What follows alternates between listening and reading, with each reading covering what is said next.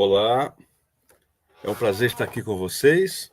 Eu me chamo Cássio Fernandes, sou professor do Departamento de História da Arte da Universidade Federal de São Paulo, a Unifesp, e coordenador do Grupo de Estudos Warburg e Renascimentos. E este é o curso intitulado Arte e Cultura no Renascimento, História e Historiografia, voltado especialmente para docentes e discentes de escolas públicas.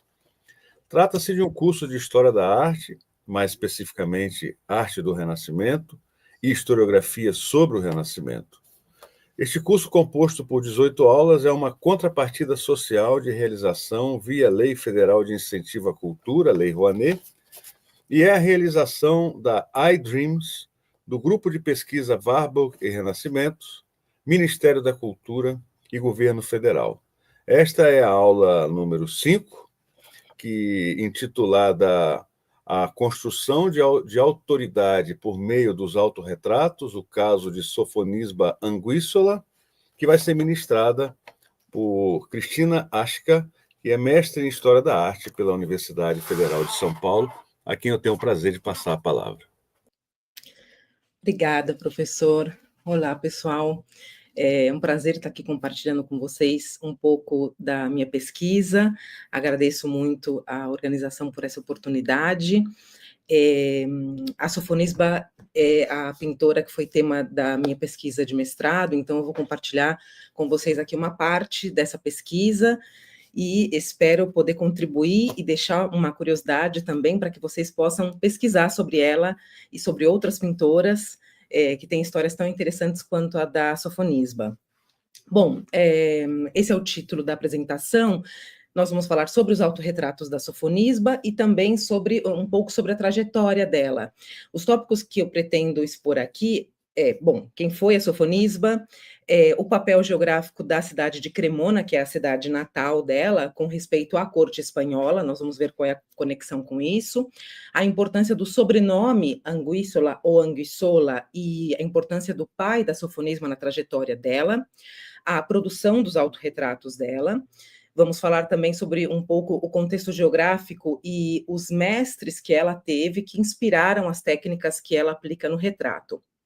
E também, rapidamente, a gente vai falar sobre a trajetória da Sofonisba na corte espanhola, que tem uma importância interessante para a biografia dela, e sobre o retrato cortesão espanhol, porque ela termina fazendo muitos retratos na corte espanhola, embora ela tenha ido para a corte espanhola como dama de companhia.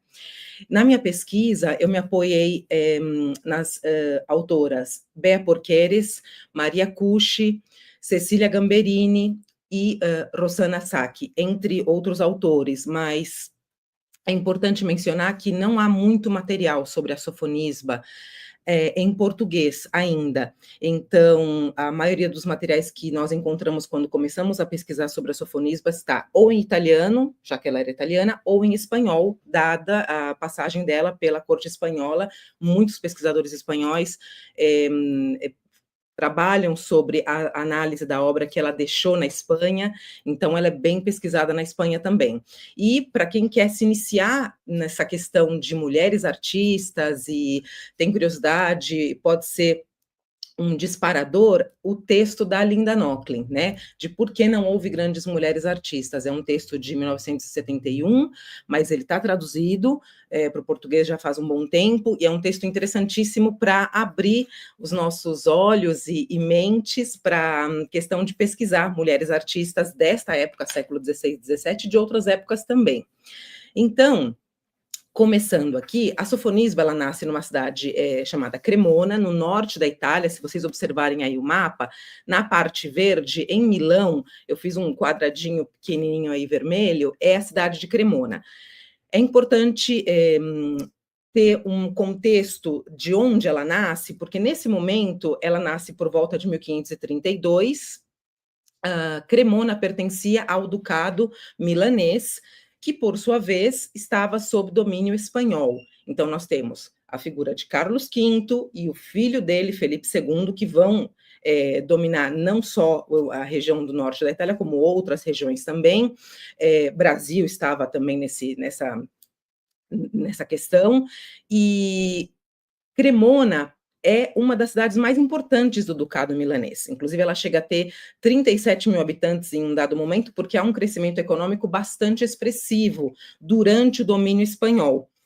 E isso já nos dá uma introdução de por que ela termina na corte espanhola como dama de companhia, né? Ela nasceu numa região que pertencia ao domínio espanhol, que estava sob domínio espanhol, então ela terminar na corte espanhola é quase como uma consequência de uma série de fatos aí que foram sendo amarrados. Então, ela nasce por volta de 1532, já é a data mais aceita hoje, e ela morre em 1625. Ela tem uma vida bastante, ela é longeva, e isso já é um dado bem interessante sobre ela. Então, ela nasce em Cremona, na região da Lombardia, que pertence ao milanesado espanhol. Ela é filha de Amilcare e Bianca. Eles têm 7 filhos, dos quais 6 são mulheres e 1 homem apenas, o caçula, que é o Asdrúbal. Sofonisba é a mais velha dos irmãos. E aqui eu deixei até em negrito o nome Amilcare, Sofonisba e Asdrúbal, porque além de serem nomes pouco usuais, assim, nomes bem diferentes, são nomes cartagineses. Então, a família da Sofonisba tem uma conexão aí com a questão de Cartago, as guerras púnicas. O sobrenome dela também vem desse processo, dessa questão. Anguissola é um termo que surge numa batalha em Constantinopla, no ano de 717. Galvano Sordi, teoricamente, usava um escudo com essa insígnia que vocês estão vendo aí, do lado direito pequenininho, e essa imagem lembra uma serpente, e ele se destacou muito nessa batalha em Constantinopla, e ficou a frase de Anguis Sola venceu a batalha. Então, que ele sozinho tinha conseguido, ele tinha conseguido trazer a vitória, ele lidera um grupo nessa batalha, e ele fica conhecido como Anguis Sola, e depois ele recebe esse sobrenome, Anguis Sola, de uma das pessoas que comandava essa região onde houve essa batalha. Então, o sobrenome dela é um sobrenome secular, ela vem de uma família, digamos, conhecida na região norte de Cremona. Eles não eram ricos, isso é importante mencionar, eles não tinham dinheiro, mas eles tinham prestígio. Eles tinham um sobrenome conhecido na região, então isso faz com que o pai dela pertença a um grupo de homens que são homens nobres da região de Cremona e que vão ter um papel importante na construção artística da cidade. Então, onde vai ser pintado um afresco, onde vamos colocar uma escultura. Isso faz com que o pai dela também tenha muitos contatos com artistas, e esses contatos vão dar seus frutos quando a Sofonisba realmente inicia a trajetória dela na pintura. Ela, dada a construção de relações que o pai dela vai tecendo, e também o talento que ela mostra ter, sobretudo na questão da confecção do retrato, ela termina sendo convidada para fazer parte do séquito de damas de companhia da Isabel de Valois, que é a terceira esposa do Felipe II. Ela vai como dama de companhia e como como professora de pintura da Isabel. E vou falar um pouquinho mais sobre isso mais para frente, mas o período da corte espanhola dela vai de 1559 a 1573. Ela teve 2 casamentos, um com Fabrício Moncada, um casamento breve, porque ela fica viúva em pouco tempo, e o segundo casamento, que vai até o fim da vida dela, é com Horácio Lomelino, e é bem interessante porque o primeiro marido é o marido que o rei Felipe II escolhe para ela, mas atendendo o pedido dela, que ela queria casar com um nobre italiano, ela não queria casar com um nobre espanhol, a ideia dela era voltar para a Itália, depois de tantos anos na corte. O Felipe II, então, arranja esse casamento para ela com o Fabrício Moncada, eles se casam, tudo bem, só que o Fabrício Moncada morre muito rápido, né? Eles ficam casados aí 5 anos e pouco, e depois de passar do luto, ela volta para Cremona numa viagem de barco e conhece o segundo marido, que é o Horácio Lamelino, um capitão de barco, então ele não era nobre, embora ele tivesse dinheiro, ele tinha uma posição econômica cômoda, mas ele não era um nobre. E ele era mais jovem do que ela. Então, foi um casamento foi uma união bastante comentada em seu momento e bastante criticada. Então, ela teve que enfrentar algumas dificuldades para poder permanecer com o Horácio. Isso tudo eu comento também na minha pesquisa de mestrado. Então, a parte da biografia dela e é bem interessante isso.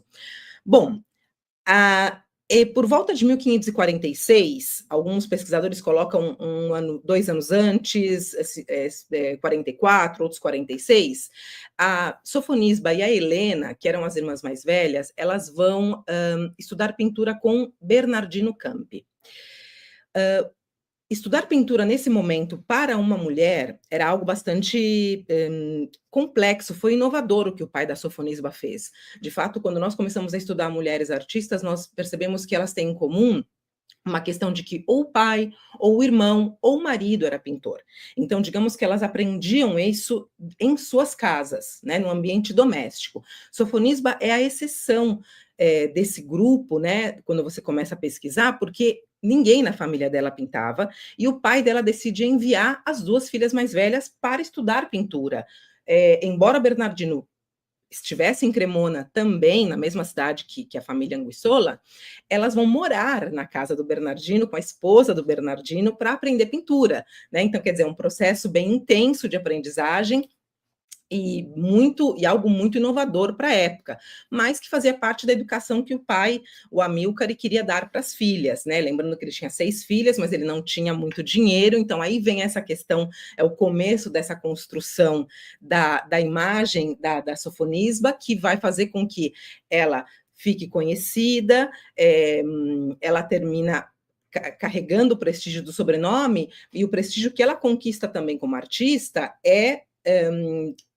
digamos, deixado para as irmãs, porque se você tem uma pessoa na sua família que pertenceu à corte espanhola, enfim, que é um artista conhecido, ela foi muito conhecida na sua época, uma das primeiras artistas mulher que foi conhecida fora do âmbito natal, então ela foi conhecida internacionalmente, depois a gente vai ver, inclusive, uma questão sobre isso, isso fazia com que toda a família estivesse benquista, digamos, e principalmente as irmãs que precisavam de um dote, né, para os casamentos, e não eram poucos, a gente está falando aí de 6 casamentos, com exceção de uma das irmãs, justamente a Helena, ela vai para um convento, mas as outras, Sofonisba ensina as irmãs também a técnica do desenho, da pintura, e todas vão desenhar e pintar, mas a que mais vai se destacar realmente é a Sofonisba. Elas primeiro estudam com Bernardino Campi e posteriormente com Bernardino Gatti. Cabe mencionar que tanto Campi como Gatti, eles eram partidários da escola do Rafael Sanzio, né? E do Correggio. Então, são artistas que primavam bastante pela questão do desenho. E aqui nesse slide a gente tem 2 desenhos feitos pela Sofonisba, inclusive, que chamam bastante atenção pelos detalhes e pela precisão. Quando vocês estiverem assistindo, se vocês puderem dar o zoom, vocês vão ver que há detalhes assim muito precisos desse desenho. O primeiro desenho do lado esquerdo da tela é da irmã da Sofonisba, uma das irmãs, provavelmente a Minerva, ensinando uma das criadas que elas tinham na casa, ensinando essa pessoa a ler e escrever. E elas estão no momento em que provavelmente o desenho se chama anciã, estudando o alfabeto com uma jovem. Provavelmente essa mulher comete um erro e a menina ri desse erro. Então, é um desenho que já nos mostra a habilidade da Sofonisba, né, em detalhes da expressão, do rosto, dos modelos, a vestimenta, e também ela desenha a irmã sorrindo, né, que era algo que também não era muito comum, mas já que nós estamos numa época do tardo renascimento, maneirismo, é algo que vamos ver nesse contexto. E cabe mencionar aqui também que a técnica, as mulheres aprendiam pintura e desenho, mas elas não estudavam anatomia, né? Então, digamos, o acesso aos estudos de anatomia era bastante limitado. Na verdade, era nulo, porque elas eram mulheres. Então, o que elas tinham como parte desse estudo para realmente aperfeiçoar e se destacar era mãos e rosto. E a gente percebe isso nas obras da Sofonisba, né? Como a expressão do rosto, inclusive, é algo que vai ser bastante comentado, esse tema do viés psicológico que ela deixa no retrato, a posição das mãos e detalhes das vestimentas, né? Ela é bastante precisa em muitos aspectos de joias, detalhes de roupa, porque elas não tinham estudo, elas não tinham acesso à questão da anatomia, mas rosto e mãos passa a ser, digamos, o mais destacado uma das coisas mais destacadas na arte feminina nesse período, na arte feita por mulheres. Esses dois desenhos que nós estamos vendo aqui, tanto da anciã estudando com o alfabeto com uma jovem, como o desenho do lado direito, que é o irmão da Sofonisba, o Asdrúbal, sendo mordido por uma lagosta, foram enviados para o Michelangelo. Então, eu falei que o pai dela tece aí uma rede de contatos, e ele usa esses contatos para poder posicionar bem a filha, e a questão é que entre maio de 1557 e maio de 1558, o Amilcar Anguissola e o Michelangelo Buonarroti, eles trocam cartas. O primeiro desenho que o Amilcar envia é o da menina ensinando o alfabeto.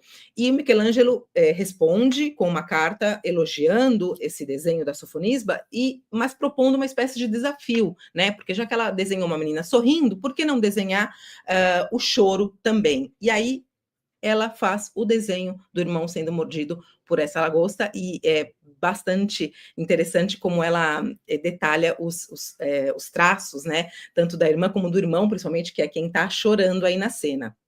Então, isso também é um dos fatores que mostra como a fama da Sofonisba vai crescendo, né? Inclusive, tem cartas dessa época que fala que já em Roma circulavam muitos desenhos dela, né? E cópias dos desenhos da Sofonisba. E aqui começamos com os autorretratos. Quando eu falo sobre a construção de autoridade, que é o título dessa aula, é não só falar sobre a autoridade dela como artista, mas também a autoridade dela como membro de uma família bastante tradicional da região de Cremona, da região do norte da Itália. Ela, em muitos autorretratos, aqui nós vamos ver alguns, assina como Sofonisba, filha de Amilcar Anguissola. E isso é muito importante porque ela não só se posiciona como uma artista, quer dizer, eu sou mulher e eu pinto, eu desenho, mas eu sou filha do Amilcar. E ela também, muitas vezes, usa o termo virgem, que também pode ser entendido ou traduzido como solteira. Isso também é uma coisa que aparece na minha pesquisa. Então, o primeiro autorretrato que nós temos dela é por volta de 1552, 53. Nós vemos aí ela com umas vestes bastante sóbrias, né? Posicionada numa forma em que ela está preparada para desenhar ou para pintar, tem uma paleta, tem um papel, ela está numa pose bastante sóbria, e o interessante é que, no fundo, aí no quadro do lado esquerdo, ela assina essa obra como Sofonisba Anguissola Creme Pictrix. O fato dela ter assinado como Pictrix, pintora, é muito importante, é muito interessante, porque é o primeiro, um dos primeiros, ou o primeiro autorretrato, até agora é tido como o primeiro autorretrato dela divulgado, e ela já se posiciona como artista, como pintora. Então, isso é bastante chamativo. E aí nós temos uma forma dela se mostrar, não somente dizendo que ela é uma pintora, mas também no ato ali, que ela está por desenhar ou por pintar alguma coisa. No segundo autorretrato, a gente já vê uma mudança na escolha de cores, né, do fundo, o aspecto do rosto já muda, ela já começa a ver, a detectar e passar isso também no autorretrato, outros detalhes do rosto, a cor dos olhos, o cabelo. Então, é bem interessante como a gente vai vendo não só a evolução dela como pintora, mas também a evolução dela como uma adolescente, porque ela vai crescendo, né, envelhecendo, entre aspas, ao longo dos anos, e a gente vai vendo essa mudança física dela também. Nesse segundo autorretrato, que já é de 54, ela segura um pequeno livro nas mãos. Esse livro também tem uma inscrição, onde ela já se diz, Sofonis Banguissola, virgem, fez a si mesma em 1554. Então, ela se apresenta novamente com o seu nome, sobrenome, e dizendo, com a data, e inclusive parece que é a mesma ou algo similar à veste, na vestimenta, com a mesma roupa do autorretrato anterior. Nós vamos ver muitas vezes a Sofonisba nos autorretratos dela com roupas sóbrias, né? Ao contrário dos modelos que ela vai retratar, que tem muitas joias e cores e muitos detalhes na roupa, quando ela se mostra num autorretrato, ela está sempre a veste dela é bastante sóbria. Isso é bastante interessante, porque ela vai mostrar realmente a destreza dela nessa questão do desenho no rosto e em algum outro detalhe, talvez nas mãos, numa posição das mãos ou algo do gênero. Isso mostra bastante como ela se dedica a mostrar, a aperfeiçoar essa técnica do desenho para as feições, né, para o rosto. Temos mais 2 autorretratos aqui, o do lado esquerdo é muito pequeno, né? Tem 8 centímetros, é uma pequena, uma joia, né? Um pingente. E a precisão, quando vocês derem o zoom, vocês vão ver a precisão de detalhes desse autorretrato numa pequena medalha, num pequeno pingente. Nós vemos aí a Sofonisba, novamente com as vestes bastante austeras, ela vai segurar uma espécie de escudo. Nesse escudo, essas letras maiores que nós vemos no meio, são provavelmente as iniciais do nome do pai. E ao redor desse escudo, nós temos aí uma inscrição bastante interessante, que é Sofonis Banguissola, virgem, pintou a si mesma com a ajuda de um espelho, e ela faz referência à Cremona. É do ano de 1556, esse autorretrato. Cabe mencionar que ela estuda miniatura com Júlio Clovio, que já era uma pessoa bem conhecida na época, e ele era professor e miniaturista, e essa destreza em pintar sobre superfícies pequenas, nós vamos ver também nos retratos, que ela faz na Espanha. E é uma coisa que vai destacá-la, essa questão de pintar realmente, de desenhar e pintar em superfícies bem pequenas.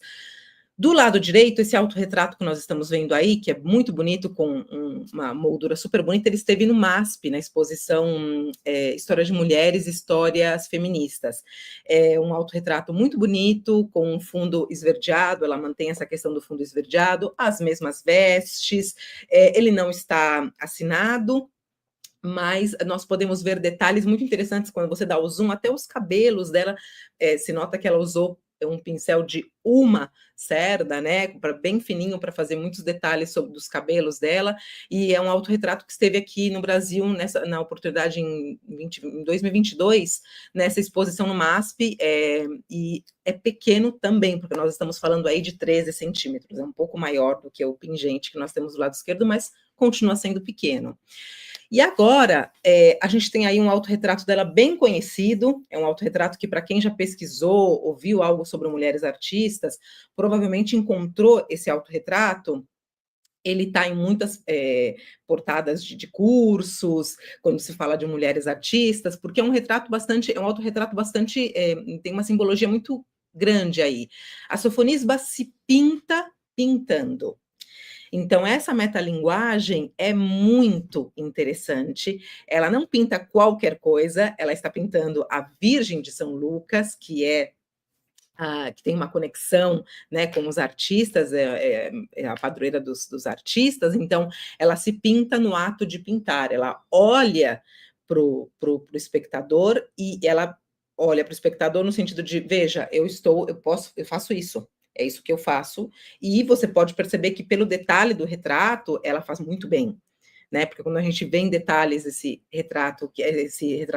essa obra que ela deixa nesse autorretrato, tem detalhes muito, muito precisos, ela continua com as mesmas vestes, mas o fato dela estar pintando um autorretrato no ato de uma produção artística, já mostra também que ela realmente se posiciona como autoridade na pintura naquele momento. A gente está falando do ano de 1556, ela já era bastante conhecida, e esse autorretrato da Sofonisba lembra, e provavelmente ela deve ter visto o autorretrato da Catarina van Hemesen, que uns anos antes, em 48, 1548, pinta este autorretrato, né, com um cavalete, e é algo bastante simbólico, e provavelmente Sofonisba deve ter visto, se não o original, mas alguma cópia, porque também nós estamos falando de um retrato de 30 centímetros, e eram retratos que circulavam, cópias que também circulavam com mais facilidade, dado esse tamanho,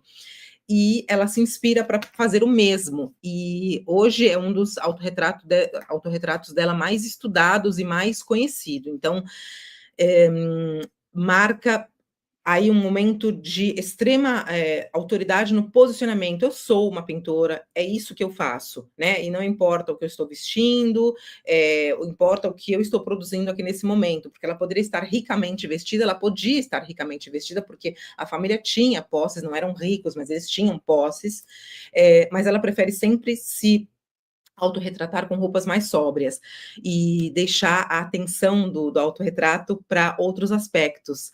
É bem interessante isso. E aqui temos outros 2 autorretratos em outro momento dela, tocando a espineta. Claro que, como uma dama da época, elas aprendiam a desenhar, a pintar, a dançar e a tocar um instrumento. E ela toca a espineta. E aqui nós temos 2 autorretratos de épocas diferentes, né? Um de 55 e outro de 1559. E elas se mostra do mesmo jeito, com o mesmo tipo de vestimenta, mas sempre olhando o espectador. Isso é interessante, porque ela poderia se pintar olhando para o instrumento que ela está tocando, mas não. Ela escolhe olhar o espectador, porque ela olha diretamente, como se ela estivesse dizendo: olha, eu também sei fazer isso. Porque ela já era conhecida, então já conheciam outros autorretratos dela. Já conheciam o autorretrato, o pingente, os autorretratos onde ela colocava a escritura sobre a filha do Amílcar e tudo isso. Então, ela olha para o espectador, e nesse ato de olhar o espectador, é quase como marcar a presença, né? Porque ela poderia estar em outra posição, mas ela escolhe realmente dirigir o olhar para quem está olhando a tela. Esse de 1559 é bem próximo da chegada dela na corte espanhola, e isso também é uma espécie de vínculo com a corte, porque o Felipe II era fã da música, e também tinha essa questão de tocar instrumentos e tal, então ela estava já, entre aspas, dialogando com os costumes da corte, tocando a espineta.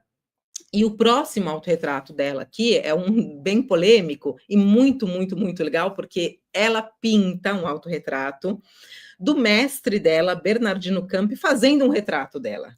Então, uma coisa assim bastante interessante, bastante interessante. Nós observamos aqui, esse autorretrato, ele passa por um processo de restauração, né? Ele está no Museu de Siena, na Itália, e o que nós vemos do lado direito foi o autorretrato depois de ter passado por um processo de limpeza e restauração. E se descobriu um segundo braço da Sofonisba aí, né? Como se ela estivesse, inclusive esse segundo braço se confunde com a mão do Bernardino, e é como se ele estivesse pintando, como se ela estivesse, guiando a mão do mestre no momento de fazer o autorretrato dela. E essa versão, depois da primeira restauração, esteve vigente até 2002. E depois de 2002, eles decidem voltar à versão anterior, que era cobrir esse terceiro braço, deixar o braço dela apoiado, porque ela está sentada numa cadeira nesse retrato, mas quando vocês derem o zoom, é possível ver que ela desenha até a tela, né? Ela coloca a tela onde o Bernardino está pintando um retrato dela. Ela mantém uma relação com o Bernardino bastante afetuosa por carta, inclusive quando ela está na Espanha. Ela tem uma relação bem afetuosa também com a esposa do Bernardino. Foi uma espécie de homenagem, mas é uma coisa bastante ousada, né? Porque ela pinta o mestre fazendo um retrato dela. Então é outra questão de metalinguagem aí bastante estudada, que é até hoje muito estudada e muito, muito comentada quando falamos de autorretratos da Sofonisba.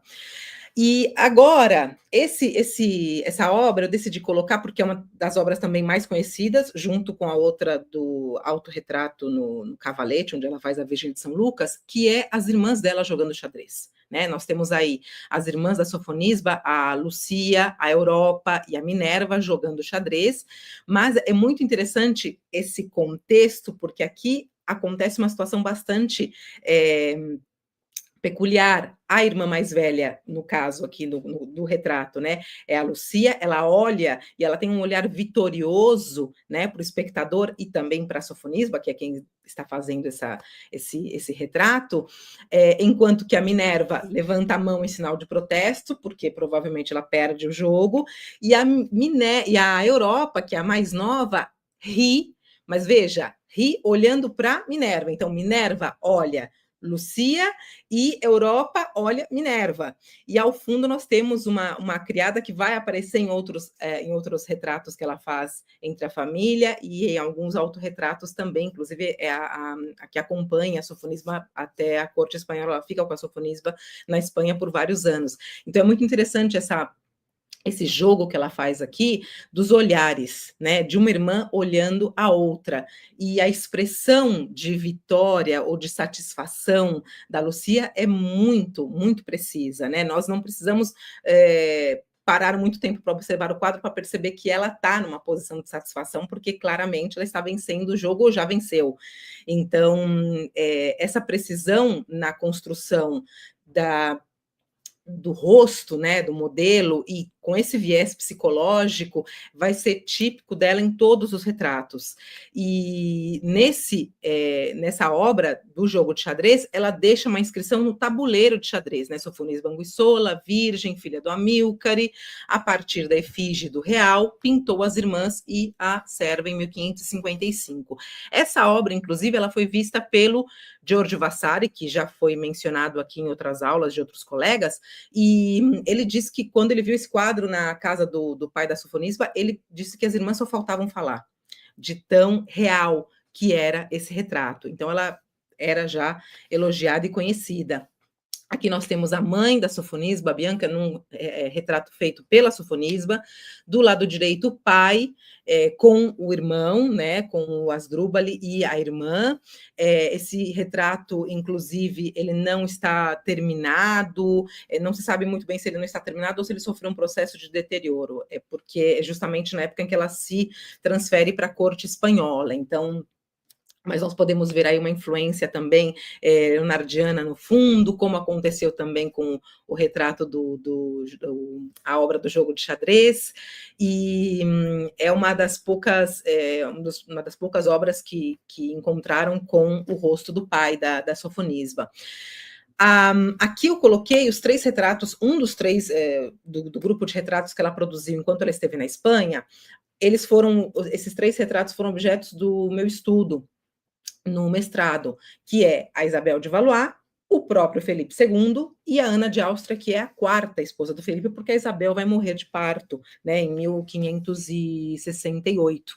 Então, esses 3 retratos são obras da Sofonisba. Houve um problema de atribuição durante muitos anos, mas depois de muitos estudos e de muitas pesquisas, Maria Cush, que é uma pesquisadora que eu nomeei no começo aqui, ela é uma das pessoas que realmente batalha para que o nome da Sofonisba seja reconhecido e que a autoria da Sofonisba seja reconhecida também, porque esse é outro problema das mulheres artistas, né? Normalmente as obras delas são dadas a homens, né? Foi um homem que fez a obra, e quando não, na verdade, é uma pintora, uma mulher, e por que não?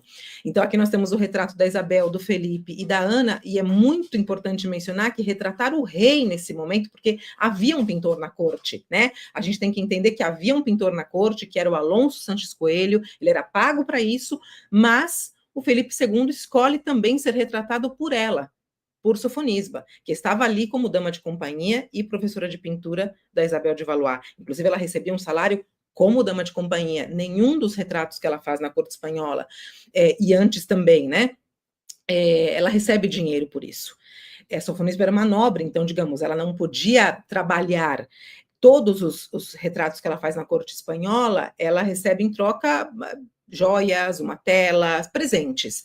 E antes da corte espanhola, ela não recebia nada, na verdade, o pai estava construindo uma rede de contatos, essa rede de contatos, inclusive, chega ao Duque de Alba, que era o governador de Milão, a Sofonisba pinta um retrato dele, que agora está desaparecido, mas esse retrato faz com que o Duque de Alba indique a Sofonisba para ser dama de companhia da Isabel de Valois, que seria a terceira esposa do Filipe II. Isabel era filha da Catarina de Médici, que é um sobrenome que já nos diz bastante, né, sobre arte, Florença e tudo mais, e ela cresceu rodeada de arte. Então, o fato de Sofonisba ser italiana e ser pintora e ter a educação que teve, favorece e muito na escolha do Felipe II para que ela vá à Espanha como dama de companhia, e também é o que influencia a Duque de Alba a indicar Sofonisba para esse posto. Né? É muito importante mencionar isso também.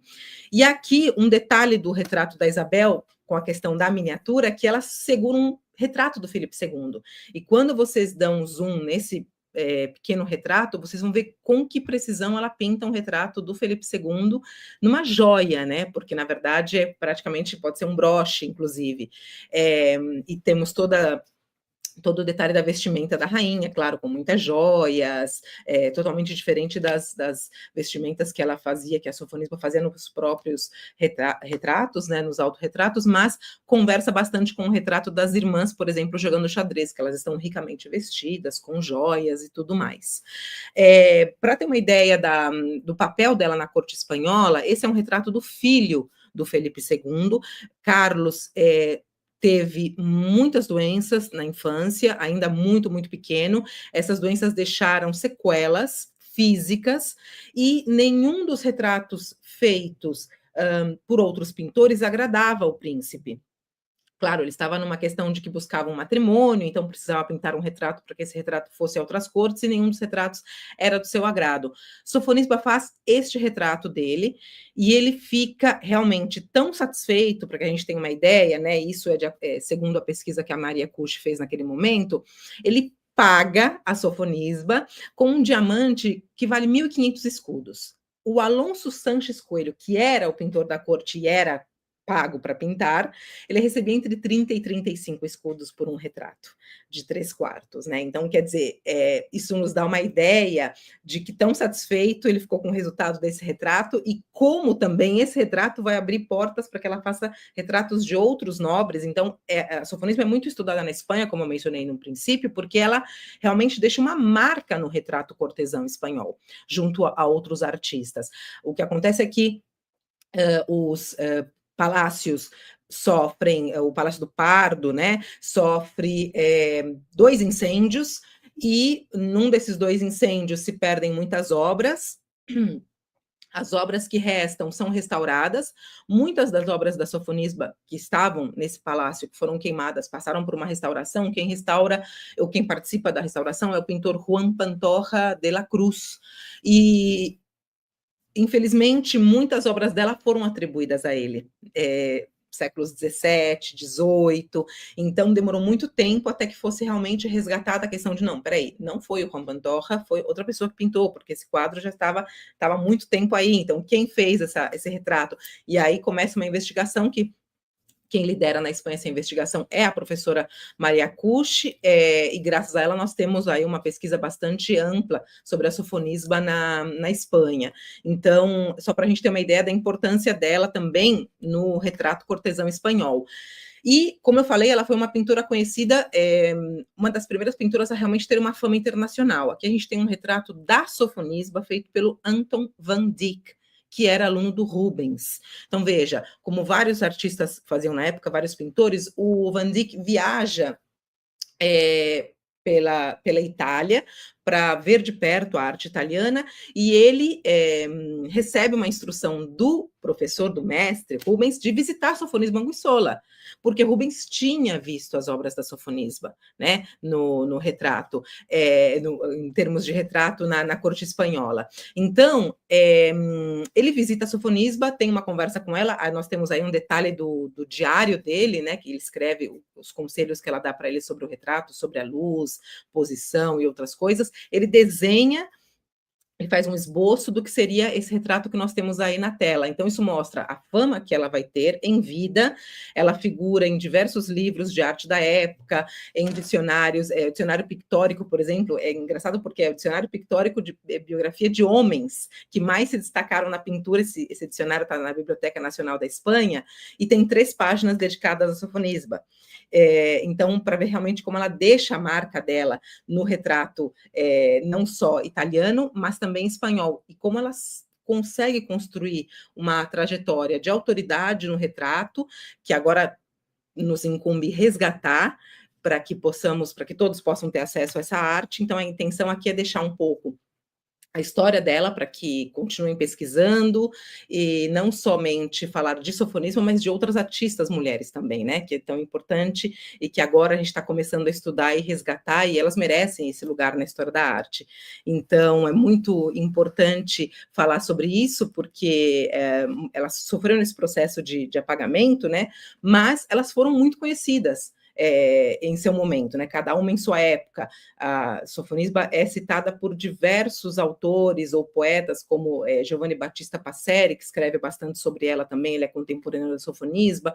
Lorenzo Magalotti é outro autor e poeta que também fala bastante sobre ela e sobre a destreza dela no momento de confeccionar um retrato. Então, é importante pensar que elas sofreram um processo de apagamento, mas que é posterior a morte delas, e talvez esse processo comece, é uma coisa que eu estou pesquisando também agora, depois do século XVIII, XIX, em que realmente as mulheres são como retiradas, né, como retiradas das salas e dos museus, e os quadros são guardados, enfim, e a Linda Nochlin é outra pessoa que participa desse resgate. Então é bem interessante para quem quiser conhecer mais sobre o tema, ler o artigo da Linda Nochlin seria um excelente início. Eu agradeço pelo espaço, agradeço a todos os colegas que estão nos bastidores aqui também, que fizeram possível essa aula, agradeço ao professor Cássio, à Unifesp, à iDreams, muito obrigada. Eu que agradeço, Cristina, a bela palestra, não é muito importante no conjunto das nossas aulas, você deu uma contribuição muito valiosa, né, e convido a todos, todas a permanecerem aqui conosco nas próximas aulas. Muito obrigado.